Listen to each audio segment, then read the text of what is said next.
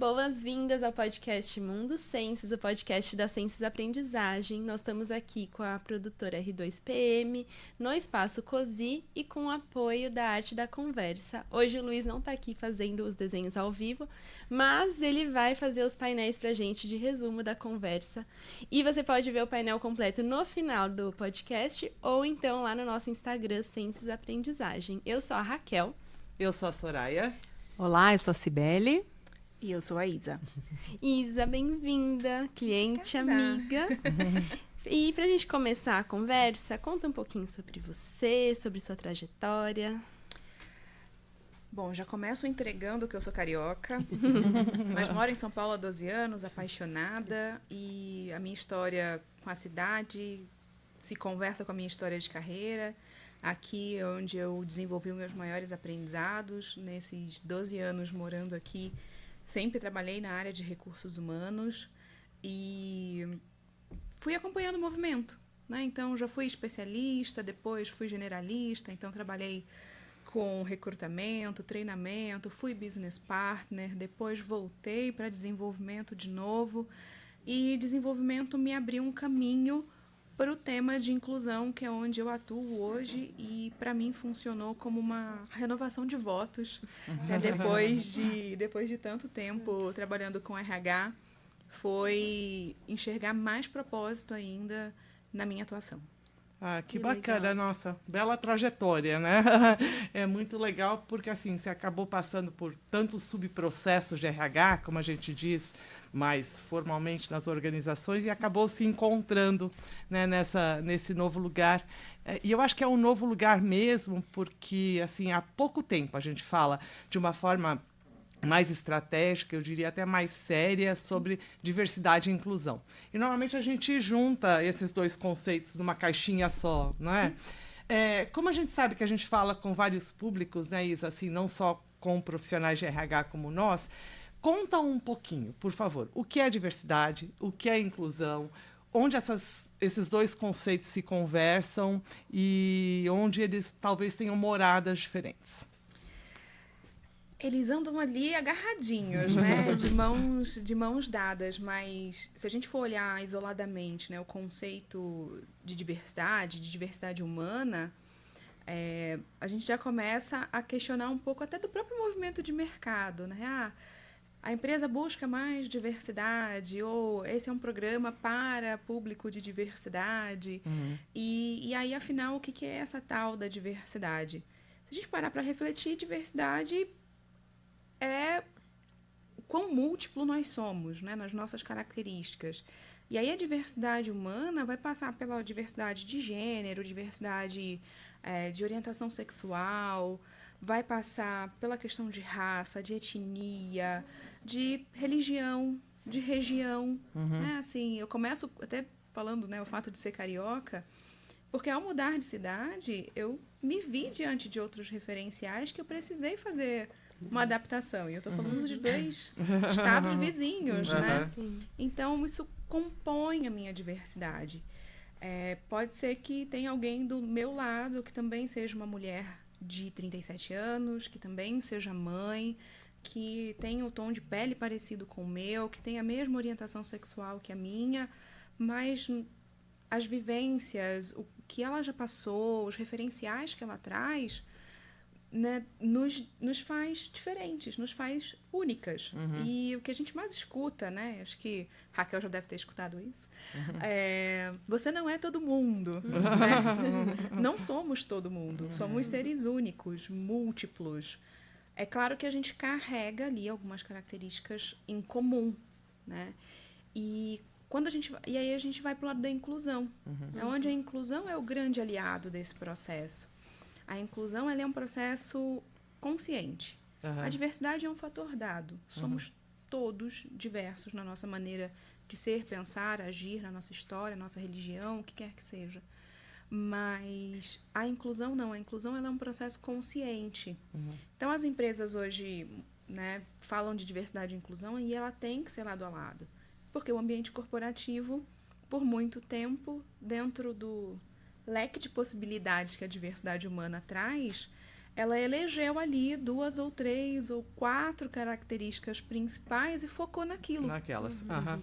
A inclusão é o processo consciente de pensar e repensar os meus processos de maneira muito pautada em técnicas, em estudo, em referenciais já comprovados, né, de tornar aquele ambiente, aquela cultura, os processos, as próprias políticas, né, em um processo inclusivo. Perfeito. E aí, quanto mais inclusivo, Mais diverso vai também, ser. né? Mais diverso vai ser. Porque aí você está olhando a sociedade com uma amostragem mais real do que ela é e não aquele segmento, né, que anteriormente era priorizado de alguma maneira. Exato. Que naturalmente era aquilo que se imaginava. Desenhei um molde, né, do que corporativamente é interessante, sigo esse caminho e não olho para quem ficou fora.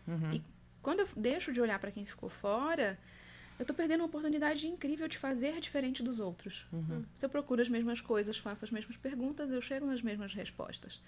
E como eu começo a ter pensamentos diferentes, origens diferentes e escuto isso, aí realmente eu estou sendo inclusivo. Eu estou aproveitando o melhor que a diversidade humana pode trazer. E enriquecendo o sistema, né?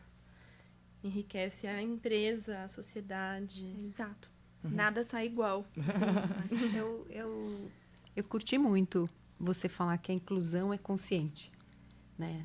E que a diversidade está posta. Sim. Né? Sim. E aí, se a gente olha para isso, como é que você percebe o desenvolvimento das organizações nesse tema, né? Porque é um tema novo. Quanto tempo, mais ou menos, a gente vem falando? Mais abertamente, né? Acho que corporativamente falando, de uns 4 anos para cá, 3 anos mais fortemente, até dado, né, todos os eventos que a gente foi tomando conhecimento, né? Então, de 4 anos para cá, o ambiente corporativo entendeu que isso precisava entrar na pauta. Tá. Mas aí na pauta como diversidade e inclusão. Como diversidade e inclusão. Isso Aí tá o X da questão, né? Isso que é legal, porque antes acho que a gente falava de diversidade, né? Já falava. Antes já falava, ou por uma imposição legal, por um requisito legal, né? A questão, por exemplo, da lei de cotas, né? Dentro do contexto corporativo, a inclusão de pessoas com deficiência já é um ponto que eu diria que está mais maduro, né? É uma forma até interessante de se olhar, né? Todas as esferas devem olhar para a temática da inclusão, né? A esfera governamental, a esfera corporativa e nós, como indivíduos, também temos a nossa responsabilidade nesse processo. Mas a pauta de pessoa com deficiência começou mais forte porque teve um impulso legal, né? E os outros temas foram entrando por conta de contexto histórico, contexto social. Então, George Floyd, os casos de violência aqui no Brasil, né? A repercussão disso, o movimento Black Lives Matter, o movimento também de mulheres no mercado de trabalho, que é um movimento muito forte de longa data. Aqui no Brasil, ainda não tão na esfera legal. Lá fora, a gente já sabe de países que têm, né, trabalham com o conceito de cotas, né, e de reserva legal de posições para mulheres. Então, esses foram temas que foram vindo, né, ou por interferência interna ou externa, mas a gente começou a olhar no meio corporativo essas temáticas. Tá.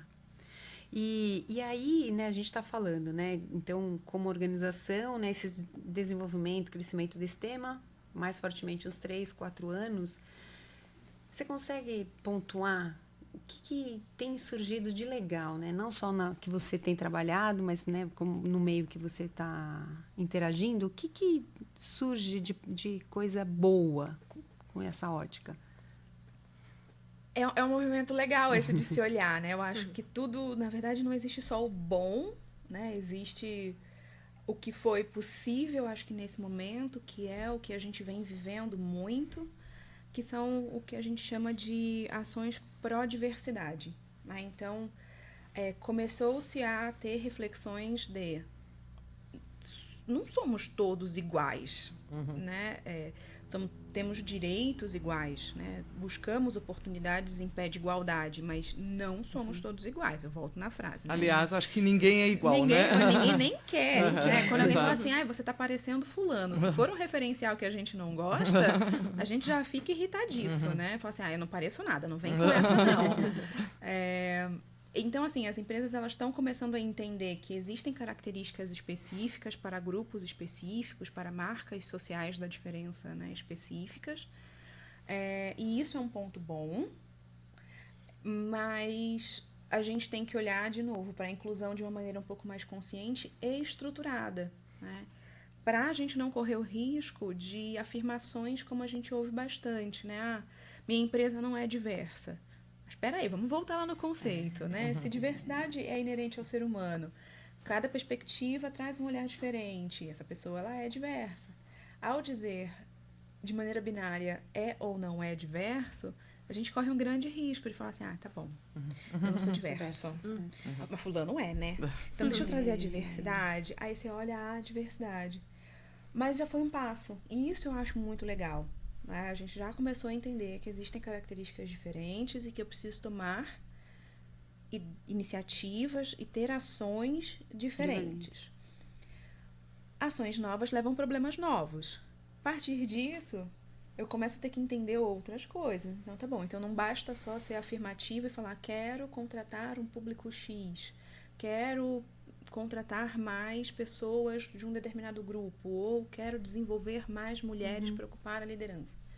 Então, você começa a entender que o processo é um pouco mais profundo do que isso. Então, acho que o mercado começa a viver essa fase, que é um divisor de águas. Eu achei que essa era a solução do problema. Na verdade, não. Eu comecei a mexer. E quando você coloca que nós somos diversos porque cada um é uno, então, e a gente ouve muito, né? Ah, minha empresa não é diversa, o ambiente em que eu frequento não é diverso. Né? Então, que passo será que a gente tem que dar para trás para desmistificar? Porque, não sei, eu estou pensando aqui, te ouvindo, estou pensando... Será que também a gente, vou usar um termo que eu não sei se encaixa, a gente catalogou, sabe?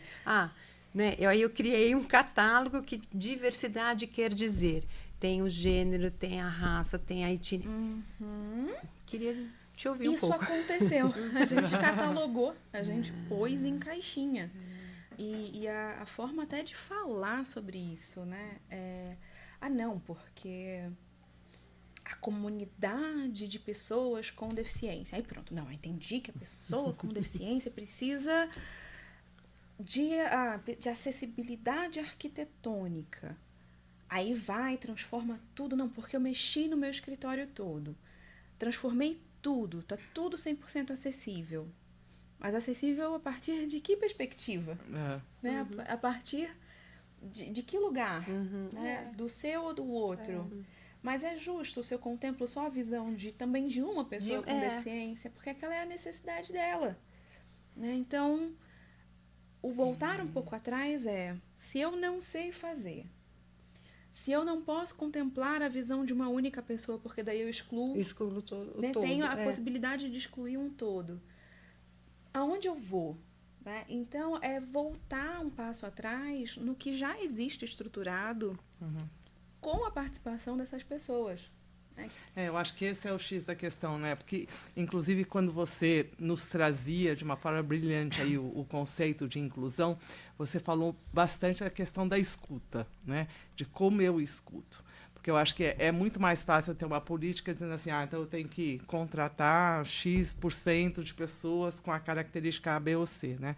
E aí eu falo, então tá bom, então eu vou lá no Google e pergunto. Nada contra o Google, tá, pessoal? Não, tá o Google tudo é bem. amigo, o Google é legal. O Google é legal, mas nada contra o Google, mas eu vou lá no Google simplesmente falo assim, então tá bom, eu contratei uma pessoa, sei lá, com nanismo, né? O que eu tenho que fazer?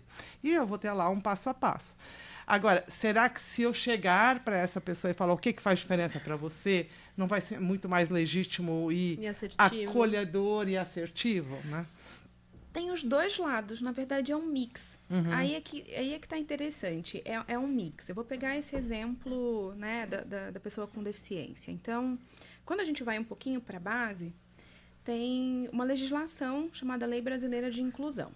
Tá. E lá ela conta algumas diretrizes, inclusive sobre arquitetura. E aí, quando ela fala de arquitetura, ela fala assim, olha, se viável for, né, porque a gente aqui não, né, vai falar do que é viável. De repente, um prédio histórico, você tem que fazer adaptações razoáveis. Mas uma coisa que eu estou gerando agora, a partir de determinado momento da história, a gente consegue trabalhar um pouco mais a acessibilidade.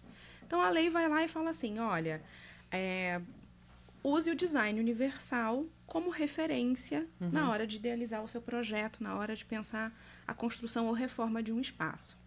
Porque o design universal, ele não vai contemplar só um cenário.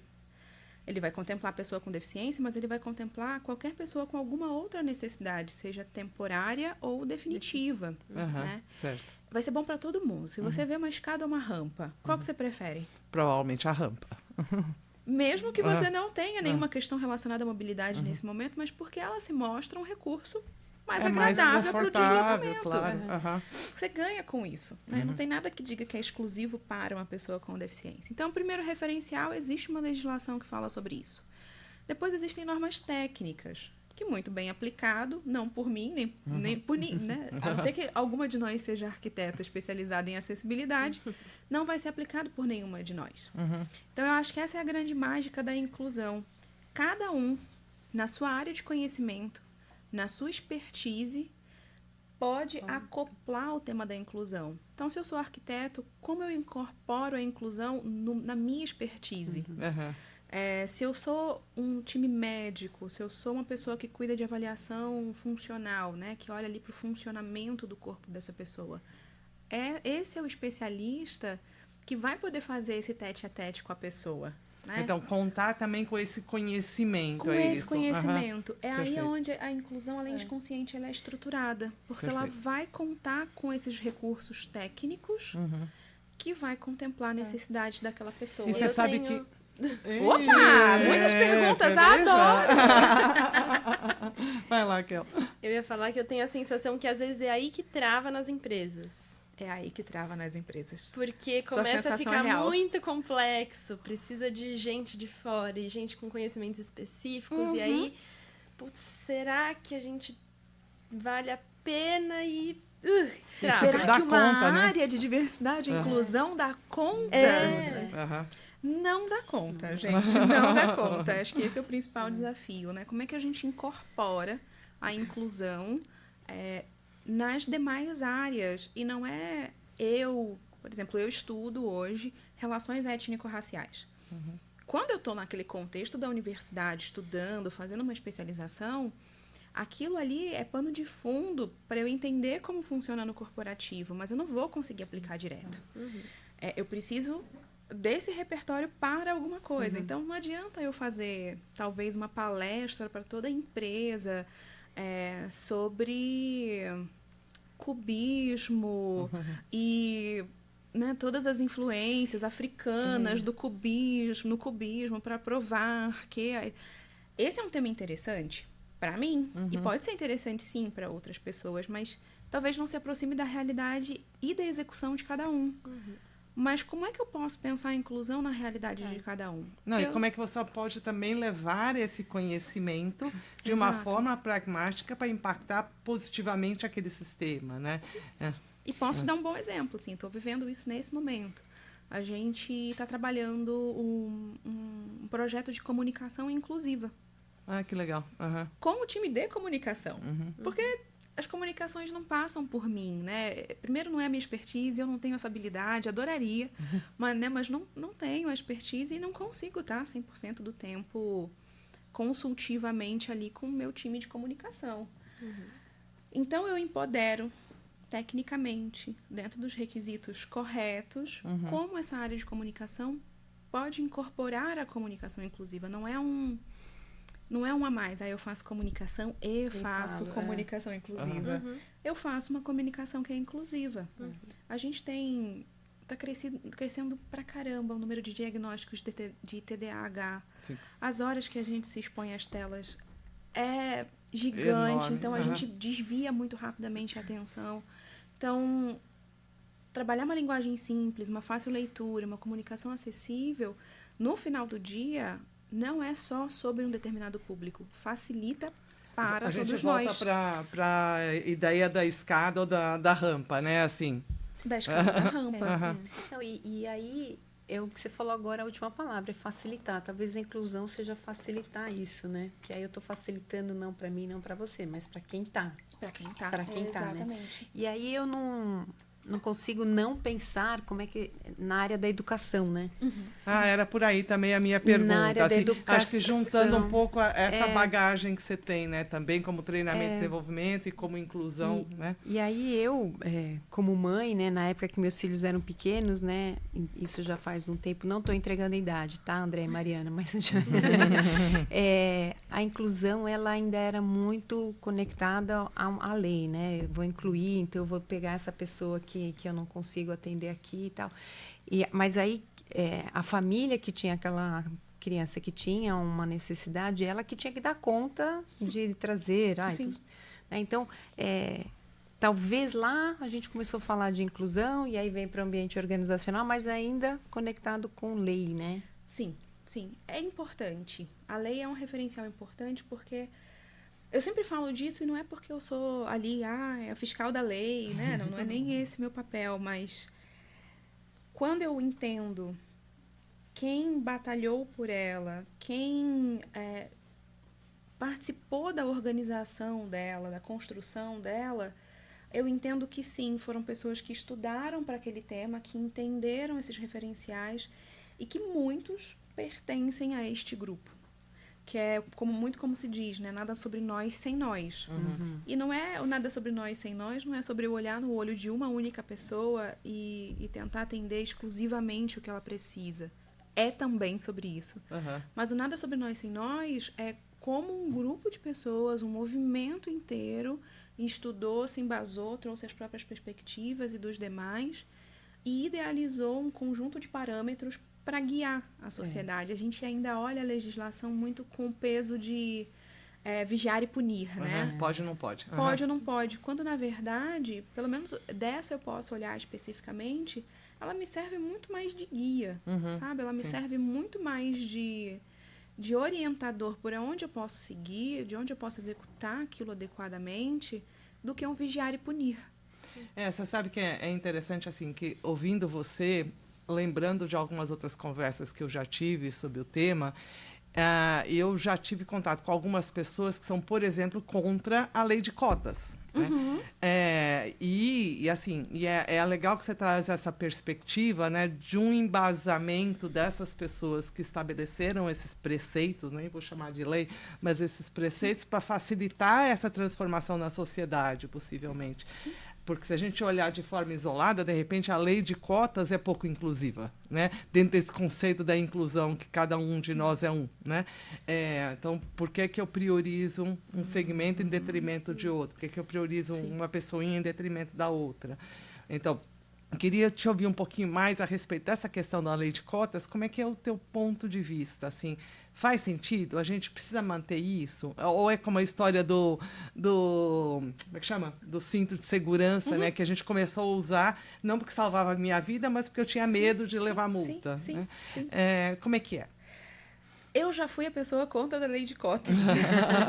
Vou começar dizendo isso porque, assim, acho que é importante a gente também reconhecer que quando eu era contra, talvez eu não entendesse toda a dimensão.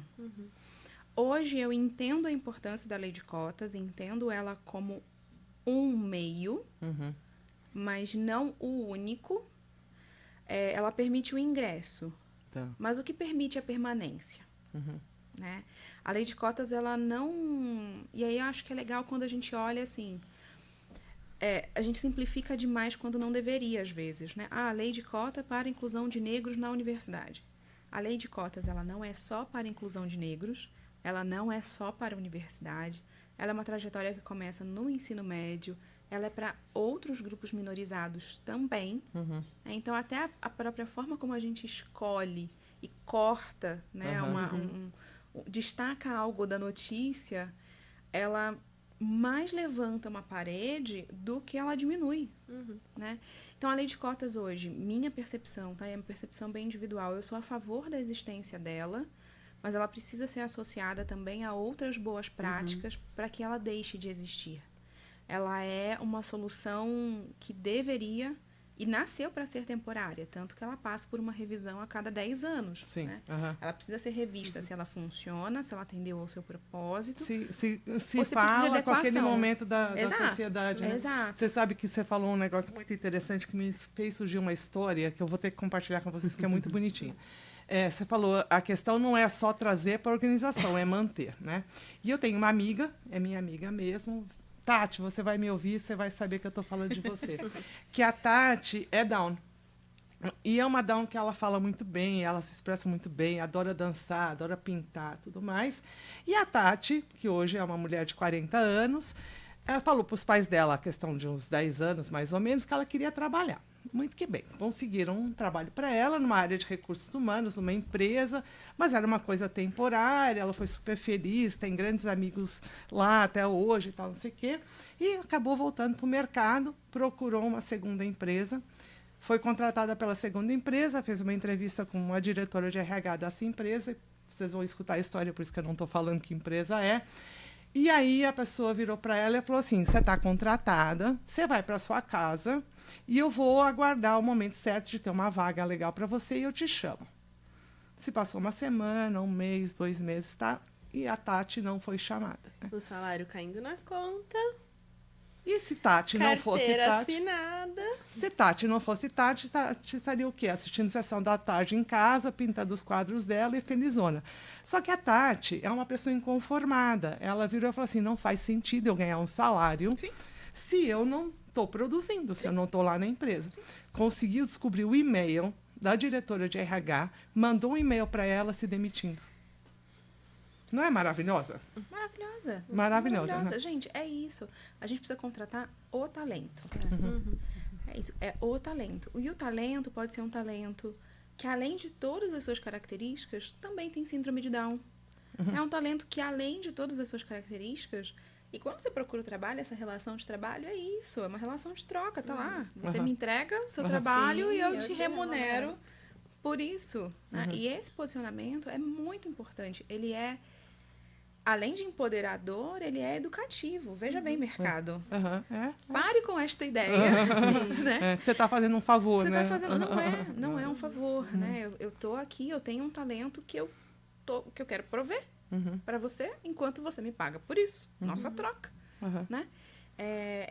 Isso é importantíssimo. O mercado, a partir do momento que ele entender essa lógica, né, que é a lógica do talento, que é a lógica do potencial e que todos os outros fatores são características dessa pessoa,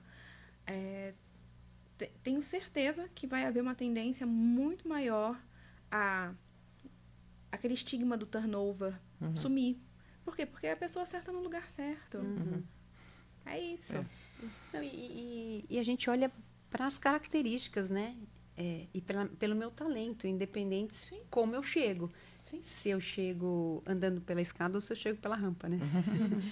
E aí, nesse olhar, Isa, o que você acha que ainda é um ponto de atenção das organizações que estão, né, nesse processo de trazer a diversidade e a inclusão? O que você acha que ainda é um ponto que precisa ter bastante atenção? Ou mais atenção? Eu vou bater na tecla do voltar na fonte.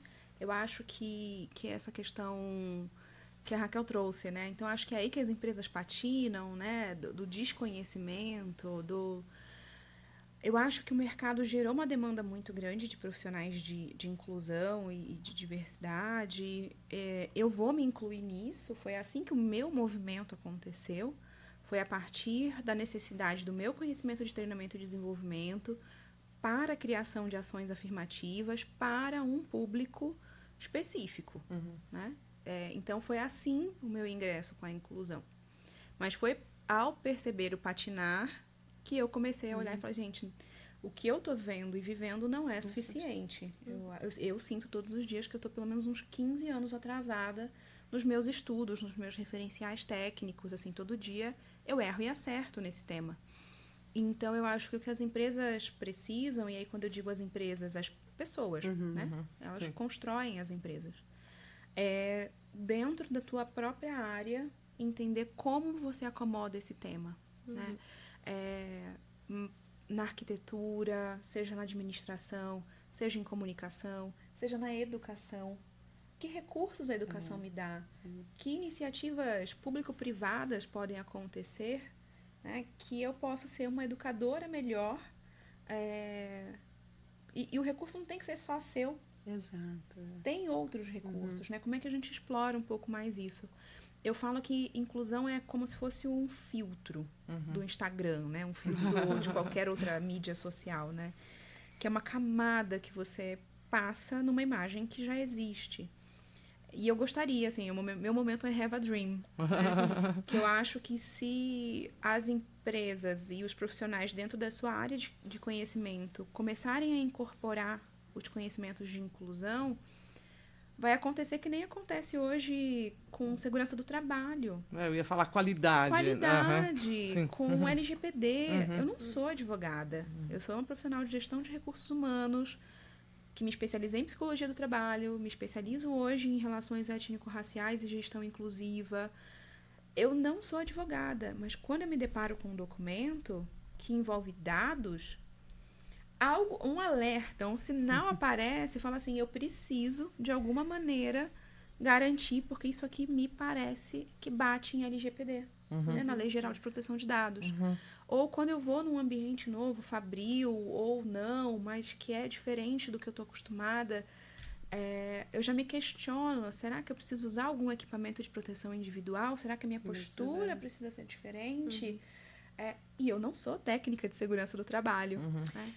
Mas eu vou pegar essa sua fala com o que você trouxe, né? A inclusão, eu acho que é esse feeling, talvez, né? O que você falou, eu não sou de uma área fabril, mas se eu chego lá, eu tenho a percepção agora de que pode ser que eu precise de um equipamento. Então, acho que é isso, né? Falar de diversidade e inclusão é a gente abrir espaço para quem está junto conosco ali, né? Sim.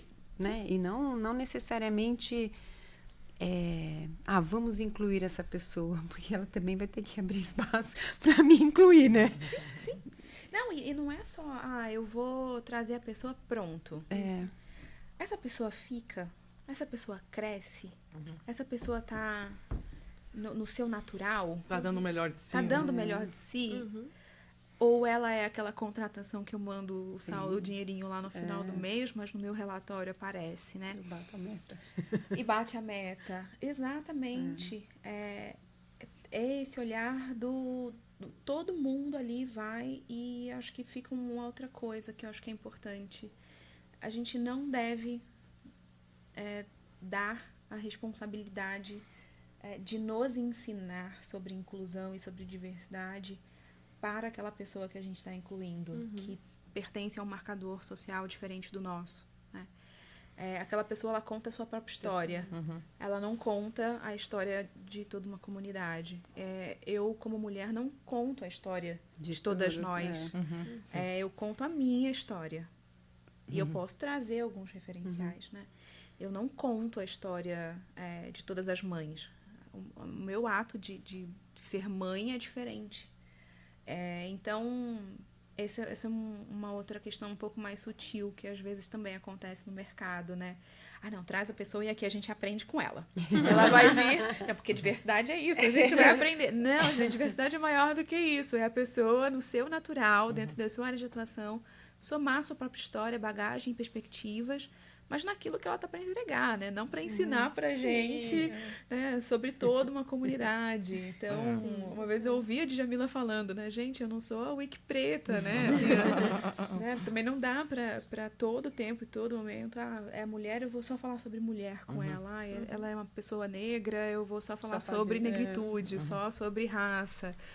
Não, né? Essa pessoa é muito mais do que isso. Então, acho que esse é o outro elemento que eu adicionaria aqui. Muito bacana. É uma visão complementar, assim, eu gosto. Isa, a gente já falou da lei de cotas, e aí eu queria perguntar para você como que ela se conecta com vagas afirmativas ou se complementa. A vaga afirmativa, ela é um meio. O ideal, claro, é que a gente chegue num momento em que todas as vagas alcancem todas as pessoas. Né? Que ela seja escrita de uma maneira que, se eu quero alcançar uma pessoa que faz uso de leitor de tela, o leitor de tela vai funcionar. Né? Não adianta eu falar que eu quero contratar pessoas com deficiência, mas se a pessoa com deficiência não consegue nem acessar esse conteúdo, é incoerente até.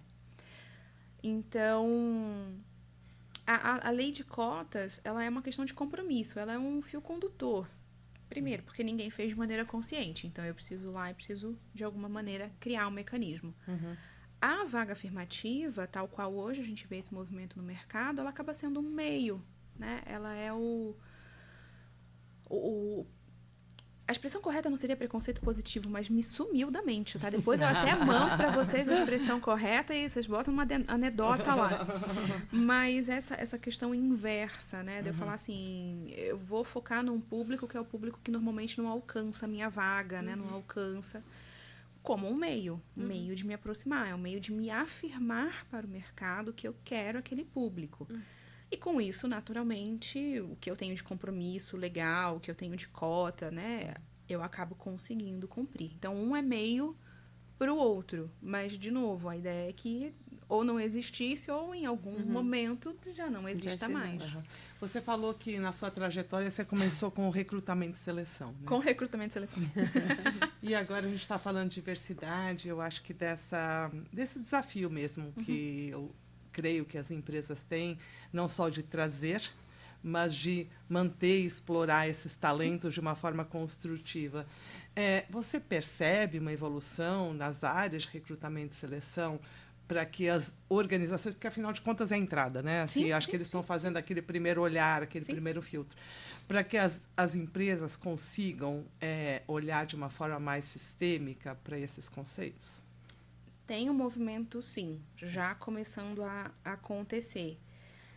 Eu percebo que é exatamente o conhecer a diversidade humana é o momento que as áreas de recrutamento estão começando a viver. Se o meio encontrado né, dentro das ações afirmativas, se é o melhor, se não é, talvez o recrutamento esteja começando a experimentar também o efeito revés disso, né? Tá. A pessoa entra, mas não fica. Então, eu tenho um turnover mais alto. Então, ela é a forma de ingresso, mas se o restante da cadeia, né, da experiência do funcionário não é inclusivo, o processo não será. Mas a gente já começa a ver, eu pelo menos já começo a perceber dentro de recrutamento, sim, um olhar um pouco mais atento a essas características. E aí eu imagino que também essas áreas de recrutamento e seleção, não só elas têm que mudar esse olhar, né? Assim, talvez ampliar, mudar o viés, né? Porque viés a gente sempre vai ter, mas assim, de talvez olhar sob um outro prisma, mas também ser uma influência positiva para as organizações, né? Porque a gente cansa de ver, tá bom, então tem uma vaga aqui, eu quero uma pessoa assim, assado, estudou nessa faculdade, é homem, é mulher, né? Então, um monte de características talvez falem muito mais da aparência do que da competência, né? Muito mais de quem é a pessoa por fora e não, de fato, qual é o talento que ela pode agregar, né? Então, acho que também esse papel educativo da área de recrutamento e seleção para a organização como um todo talvez seja bem importante, né, de ser pensado. Altamente. Recrutamento tem um papel provocativo e educativo muito forte. E quanto mais esse time de recrutamento se prepara, entende as características de diversidade para aplicar técnicas de inclusão, né, ações de inclusão, com toda certeza ela começa a ser um grande aliado desse processo já durante o recrutamento, já durante o processo de entrevistas. Perfeito. Quando ela começa a colocar ali o que de diferente a pessoa traz, ela fala assim, olha, tem esse candidato. E tem espaço para todo mundo. Eu entendo que há um medo, né? Assim, agora só contrata uma pessoa com determinada característica. E eu? O que pode acontecer com nesse movimento de eu, que antes tinha 15 vagas para fazer a entrevista em uma semana e que no fim só vou ficar com uma, talvez eu tenha 5 ou 6, tão boas quanto as 15, e ao final também vou continuar só com uma vaga. Essa é a diferença, porque a gente tem um público que não faz nenhuma entrevista e um público que faz 15. Sim. É isso que vai mudar na experiência do candidato, que eu acho que é importante a gente contemplar e desmistificar, né, também. Mas no processo de recrutamento é bem provocativo do por que tem que ser essa universidade? Mas não é o skill não é administração? Por que tem que ser administração aqui? Sim. Se a pessoa não consegue te explicar o porquê, não tem necessidade. Talvez não tenha um porquê, só tenha um viés, né? Ah, porque eu vim de lá. Ah, legal. Então você conhece a grade, é isso? A gente pode comparar a grade de outras universidades. Você precisa pensar para além, né? Para cada porém que alguém traz, a gente tem que ter 10 poréns que vem, a gente tem que ter 11 veja bem. E tem que ter a coragem do veja bem, né? A coragem do provocar. Tem que ter a coragem do veja bem. Em nenhum momento eu digo, o processo não é fácil. Quem diz que o processo é fácil, vende essa fórmula porque vale ouro. Não é fácil, me conta. O processo é difícil, é desafiador. Eu comparo o processo com o processo do tabuleiro do jogo da vida, sabe? Você tá ali num carrinho, caminhando, você fala, poxa, tô bacana aqui, revisitei minhas políticas, meus processos, tá abarcando a questão de parentalidade, tô vendo que tá abarcando características do público de pessoa com deficiência, de mulheres não mães, de pais que também não são, né, que não têm filhos, tá abarcando uma galera. Mas tá batendo na trave no outro tema. Então, caminhei 3 casinhas, volto 2 pra trás. Né? Quando não volta 4, né? Quando não volta 4, exato. Então, é uma jornada que é um tabuleiro do jogo da vida. Então, às vezes vai dar para trucar, às vezes não vai dar. Mas ali onde você consegue trucar, já passa a ser um grande apoiador e aliado. Já começa a mostrar a diferença em ação. Então, é um movimento que é lento, é gradativo, mas que precisa continuar acontecendo. Eu acho que ele não deve esfriar, pelo contrário, ele deve continuar mais forte, porque ao mesmo tempo que houve a onda da diversidade e inclusão, a gente está vivendo um boom da temática de ESG. As duas coisas não estão desassociadas. Se existe um S ali e existe uma governança, trabalhar a perspectiva de inclusão mais fortemente do que só olhar práticas pró-diversidade vai fazer o ESG ser muito mais parrudo, muito mais consistente. As coisas estão conectadas. Perfeito, muito bom. Então, acho que tem uma questão assim, você falou, temos que continuar a caminhar, né? Então, e eu queria te perguntar por que as organizações têm que continuar a caminhar? Porque a gente falou, temos que ter um mundo mais justo, mais equânime, mais bacana, mais centrado no humano. Mas o bottom line, de fato, para a organização, por que inclusão é importante? É importante por uma questão... Eu não vou ser hipócrita e falar assim, a questão social não importa.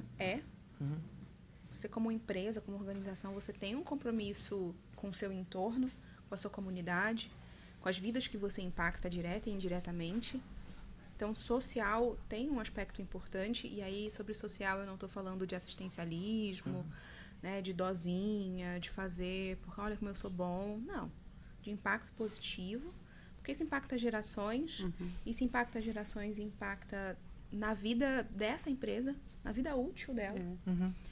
Segundo, porque se ela for uma organização que está conectada a este mundo volátil, aonde tudo muda muito rápido, aonde o que é a versão mais nova daqui a 6 meses já está obsoleta, se ela quer crescer, se ela quer alcançar mais pessoas, ela tem que trazer essa perspectiva para dentro da empresa. Se ela quer se diferenciar da empresa do lado, ela não pode buscar nos mesmos lugares. Ela não pode beber da mesma fonte. E quando eu falo de fonte, é o que o ser humano traz melhor. Suas habilidades, suas ideias. Ela não pode continuar vivendo do mesmo lugar. Ela tem que ser aquela que algumas vezes vai virar e vai falar assim, não tenho nenhum referencial, não conheço ninguém que fez. E olhar para isso e falar, que bom, que legal, que né? eu tô na frente. Então, eu acho que tem sim esse compromisso social de olhar para o mundo e falar para além de pessoas iguais a mim, né?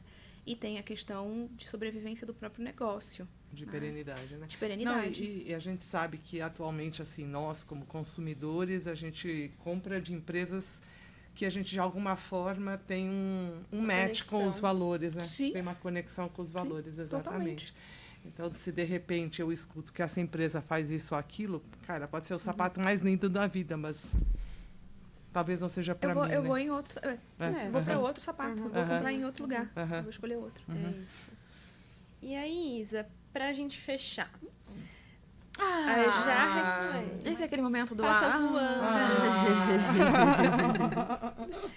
Mas assim, já entendi a importância de ser uma empresa inclusiva. Sim. Não sei como começar. Qual conselho você dá? Pega a hora, né, Si? Que pega Dica o de ouro. caderno. Aquela hora você Vamos lá, anota anota assim. Só um aí, momentinho, gente. por Dica favor. de milhões aqui. Guimarães Rosa diz, né? Junto dos bons, mas fica melhor. Melhor. Começa por aí, né? Junto dos bons. Junto dos bons especialistas, das boas fontes de conhecimento, com um bom olhar crítico. Eu acho que começa por aí, né? Começa com esse olhar mesmo. Começa com uma pessoa que é especialista nisso, no processo de seleção, onde você começa a investigar, né, com o candidato, o quanto ele já se aproximou desse tema, quanto não, desenvolvendo, treinando no tema que vai empoderar este profissional a ser melhor na sua própria área, com a inclusão caminhando junto, né? Então, é nesse processo de trazer pessoas boas ou empoderar mais as pessoas boas que ele tem com o tema, né? Para além das práticas que também são super legais, que são super descoladas, mas que quando você chega no final do dia e pergunta o que isso mudou né? Na vida daquele público, o que aquilo mudou, né? Gerou uma reflexão, mas gerou uma ação? Não. Então, essa é uma boa pergunta, assim, vou decidir por este conteúdo, por este treinamento, por essa... Qual o objetivo? É a reflexão? Ok. Para além da reflexão, que ação adicional eu preciso fazer para mover as pessoas para agirem dessa maneira? Que a gente fala, né? A intenção é maravilhosa, mas a ação tem que vir junto. A ação né? tem que vir junto. Então, esse é um ponto, assim. Traga os bons especialistas, bons consultores, indague, questione, seja crítico, para poder validar, né, o conhecimento dessa pessoa, e ela vai te apoiar a validar o conhecimento de outras, a trazer mais conhecimento, e isso vai virando um ciclo virtuoso. É meio um movimento em rede, né? Movimento em rede. Criar uma rede que tem um outro olhar, né? Que tem esse filtro do Instagram, que você falou, né? É um filtro de inclusão. É um filtro de inclusão, exatamente. Bacana. Isa, passou rápido, né? Muito! Gente, impressionante. Quero te agradecer imensamente pelo teu tempo, pela disponibilidade e especialmente, acho que por compartilhar esse teu conhecimento, que, cara, é maravilhoso. Acho que eu aprendi muito com você hoje e te agradeço por isso. E que venham mais chances aí da gente continuar esses bate-papos. Olha, conta comigo que eu sempre topo. Eu sou a pessoa do topo. Eu, de novo, tô aprendendo. A jornada é desafiadora e que bom que porque isso faz a gente buscar por mais, correr atrás desses 15 anos de atraso, né, e de tantas outras coisas, e fico muito contente por espaços como esse, assim. Então contem comigo. Muito obrigada. Obrigada, Isa. Obrigada, pessoal. Espero que vocês tenham aprendido tanto quanto nós. Um beijo e até a próxima. Até!